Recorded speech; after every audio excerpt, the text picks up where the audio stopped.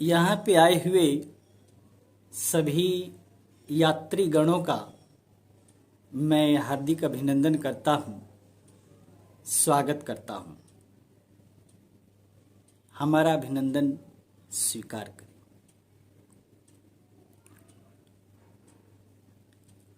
जब मैंने यात्रीगणों का संबोधन इस सभा में किया तो बहुत से लोगों ने अपने मन में यह प्रश्न उठाने प्रारंभ कर दिए होंगे कि क्या बात है,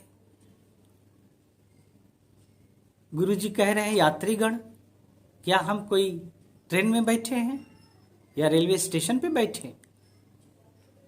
सवाल यात्रा का है तो यात्री का भी होगा। आज का विषय जो इस सभा के माध्यम से मैं जिस पर कुछ संदेश प्रेषित करूंगा, कुछ लोगों का प्रश्न था कि जीवन क्या है, व्हाट इज लाइफ। वैसे तो इस विषय पे बहुत प्रकार के विचार दिए जा चुके हैं। बहुत से विचारकों ने, महापुरुषों ने इस पर अपने अपने विचार कहे हैं, जिनमें से बहुत से लोगों ने यह कहा कि जीवन एक संघर्ष है, तो किसी ने कहा जीवन एक राह, कांटों भरी राह है, तो किसी ने कहा जीवन दुख है, तो किसी ने कहा कि जीवन अंधेरे कुएं के समान है। बहुत सारे विचार जीवन के संदर्भ में इससे पूर्व हमने सुने हैं, लेकिन जहाँ तक इस प्रश्न का सवाल है, चूँकि ये प्रश्न इस सभा के माध्यम से मेरे पास आया है, तो जहाँ तक मैं इस जीवन को देख रहा हूँ और जीवन को हमने जो अनुभव किया है, तो मैं यही कहना चाहूँगा इस जीवन के, इस मंच के माध्यम से कि जीवन क्या है। तो जीवन एक यात्रा है और हम सभी एक यात्री हैं। इसलिए मैंने संबोधन में यहाँ यात्रीगणों का प्रयोग किया। इसलिए इसमें कोई आश्चर्य की बात ना हो। अब सब लोग का जो आश्चर्य था वो थोड़ा सामान्य अवस्था में परिवर्तन होगा। जीवन एक यात्रा है और हम सब यात्री हैं। और अगर जीवन में दुख है तो वह दुख इस यात्रा का हिस्सा है। अगर जीवन में संघर्ष है तो इस यात्रा का हिस्सा है। अगर जीवन में समस्याएं और परेशानियां हैं तो इस यात्रा का हिस्सा है। अगर जीवन में कुछ अड़चने हैं तो भी यह इस यात्रा का ही हिस्सा है। इसलिए अगर गहरे स्तर से हम विचार करें तो अवश्य इस परिणति पर पहुंचेंगे कि जीवन क्या है। तो जीवन एक यात्रा है और बाद बाकी सभी चीजें उस यात्रा की हिस्से हैं। जिस तरह हम एक ट्रेन में यात्रा करते हैं तो कई स्टेशन हमें मिलते हैं, कई प्रकार के उसमें लोग मिलते हैं, अनेकों प्रकार के उसमें चनाचूर बेचने वाला मिलता है, न्यूज़पेपर बेचने वाला मिलता है, अलग अलग यात्री मिलते हैं। तो क्या हम यह कहने कि जीवन एक चनाचूर बेचने वाला है या ट्रेन की यात्रा एक न्यूज़पेपर बेचने वाला है या ट्रेन की यात्रा एक स्टेशन है? नहीं, ये सत्य नहीं है। सत्य यह है कि जैसे यात्रा में हर चीजें बदलती रहती है, दृश्य बदलते रहते हैं, स्टेशंस बदलते रहते हैं, पड़ाव बदलते रहते हैं, यात्री भी बदलते रहते हैं, लेकिन एक चीज है जो इस यात्रा में स्थित है, स्थिर है, वो क्या है? वह है यात्री स्वयं। हर दृश्य बदलता है लेकिन यात्री वही रहता है। यात्री में कोई परिवर्तन नहीं आता। उसी तरह अगर हम यह बात स्पष्ट रूप से समझ पाएं कि जीवन एक यात्रा है, तो इसे हमें कैसे पूरी करनी चाहिए। किसी भी यात्रा को पूर्ण करने का सबसे बेहतर ढंग क्या है, तरीका क्या है? वह तरीका यह है कि महापुरुषों के बताए मार्ग से हम उस यात्रा को पूर्ण करें, तो हम सफल यात्री कहलाएंगे। महापुरुष कहते हैं कि यात्रा को संतुलन का आधार देना चाहिए। यात्रा में संतुलन अर्थात हम बाहर भी यात्रा करते हैं जो भौतिक संसार की ओर जाता है।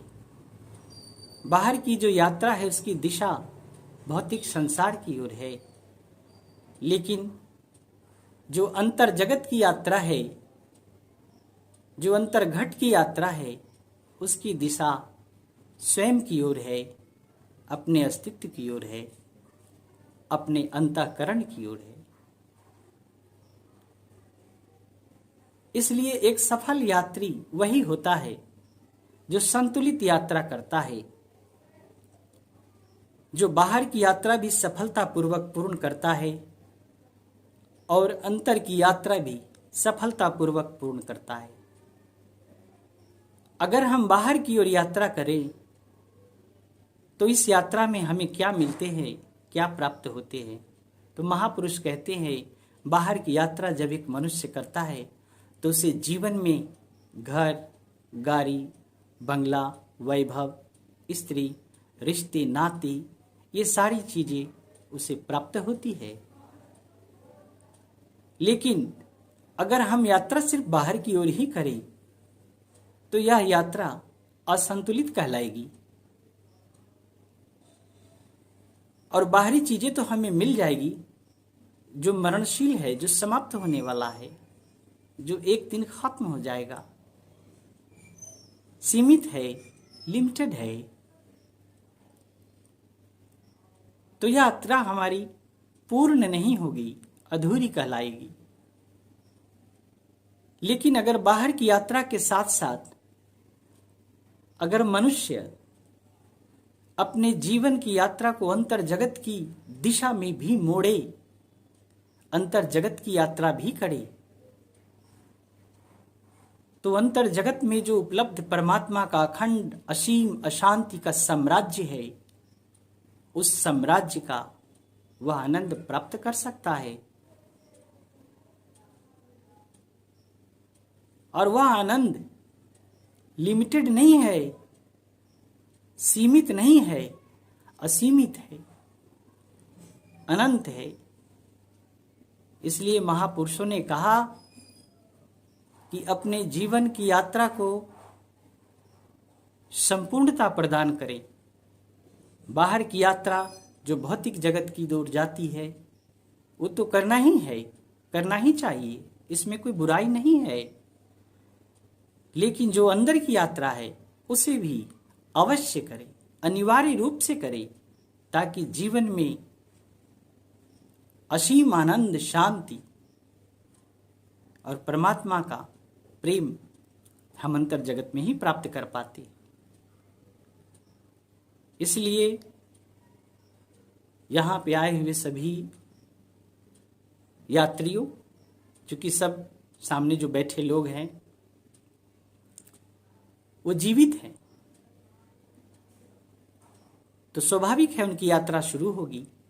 यह अलग बात है कि बहुत से लोगों की सिर्फ बाहरी यात्रा ही चल रही होगी, लेकिन मनुष्य के जीवन में अवसर ऐसे आते रहते हैं जो अपनी यात्रा को दोनों ही दिशाओं में सम्यक और संतुलित ढंग से संचालित किया जा सकता है।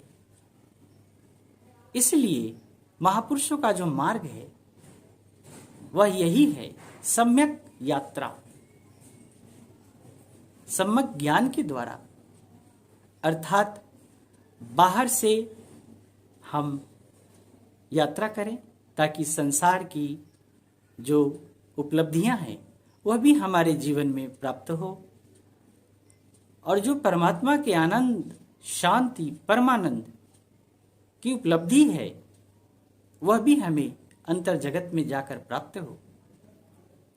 इसलिए मैं इस मंच के माध्यम से यह संदेश देना चाहता हूं कि यात्रा को संतुलित और सम्यक प्रकार से पूर्ण करें और अपने जीवन को परम लक्ष्य की ओर अग्रसारित करें, एवं जिस लक्ष्य के लिए हमने ये मनुष्य तन प्राप्त किया है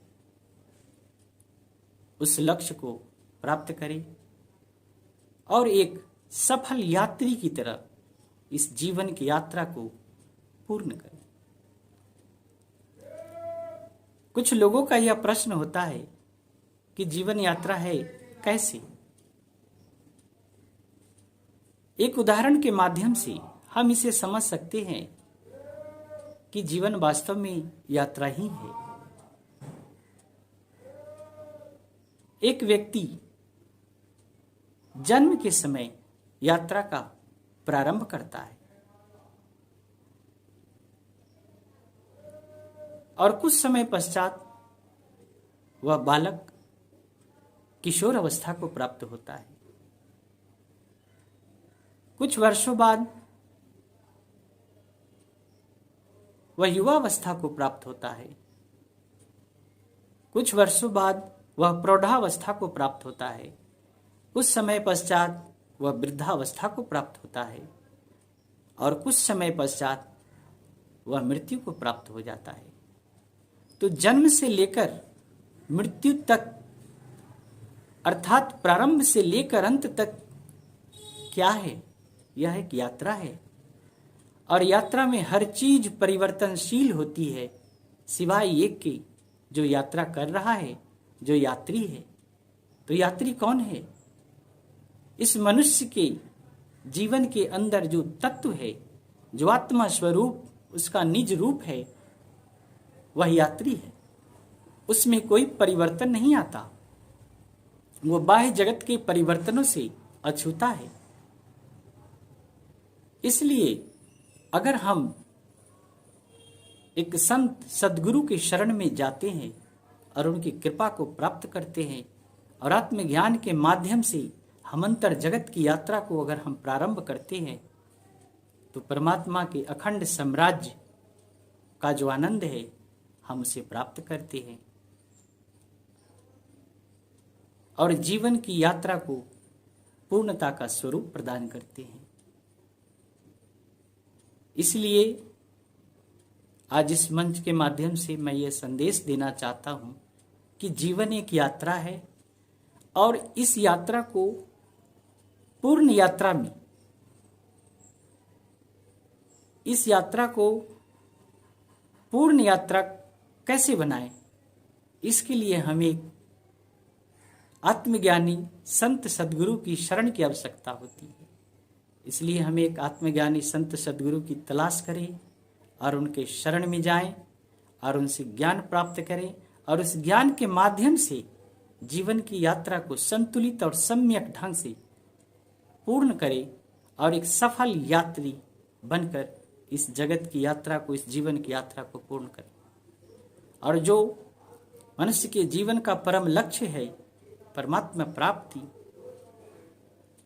उसे प्राप्त करें और परम आनंद को प्राप्त करें, क्योंकि यात्रा में अंतिम लक्ष्य यही है और इसी हेतु हम इस धराधाम पे आए हैं।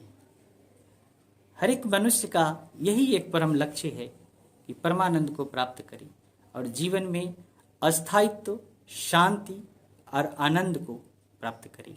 और ये सारी चीजें अंतर के जगत में, परमात्मा के साम्राज्य में सहज उपलब्ध है। इसलिए मैं इस सभा में आए हुए सभी यात्रीगण, चूंकि अब मैं यात्रीगण कह रहा हूं तो अब आश्चर्य की बात नहीं है, चूंकि